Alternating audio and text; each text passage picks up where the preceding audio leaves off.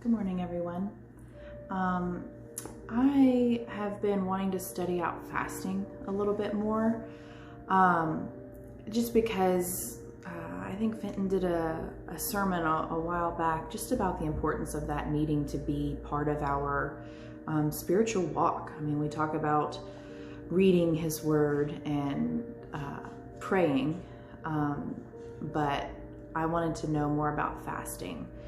So in Isaiah 58, I think that whole chapter is kind of walking you through true fasting, but I wanted to read just a little bit and share some of what I figured out. So Isaiah 58, starting in verse 5. Is this the kind of fast I have chosen, only a day for my people, for people to humble themselves? Is it only for bowing one's head like a reed, and for lying in sackcloth and ashes? Is that what you call a fast, a day acceptable for the Lord? Is not the kind of fasting I have chosen, to loose the chains of injustice and to untie the cords of the yoke, to set the oppressed free and to break every yoke? Is it not to share your food with the hungry and to provide the poor wanderer with shelter?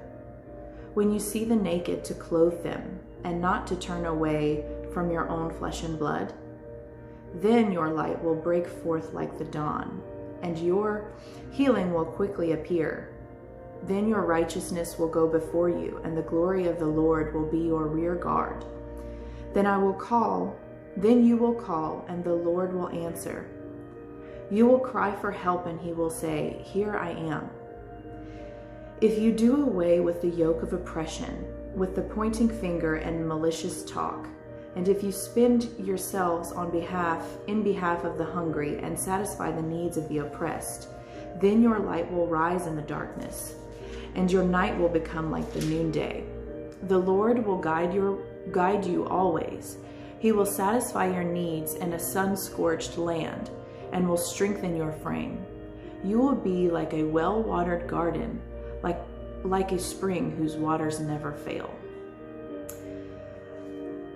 That to me just really calls out that it's not, I mean, there's other scriptures that talk about covering your head and being mournful, but this scripture really talks about just the way of life, that we need to be fasting in such a way that it's not about, it's giving of ourselves for the sake of others. It's to deny yourself and help those out. I also think it's kind of about Jesus and how even on the Sabbath, which was a holy day, He took time to still help the needy. He still in many occasions, healed people on the Sabbath. And I think true fasting is that. During your time of focusing your heart on the Lord, it's giving to others in that time. It's not just being secluded and denying yourself for the sake of denying yourself. It's denying yourself for the sake of others, to clothe the naked and to feed the hungry.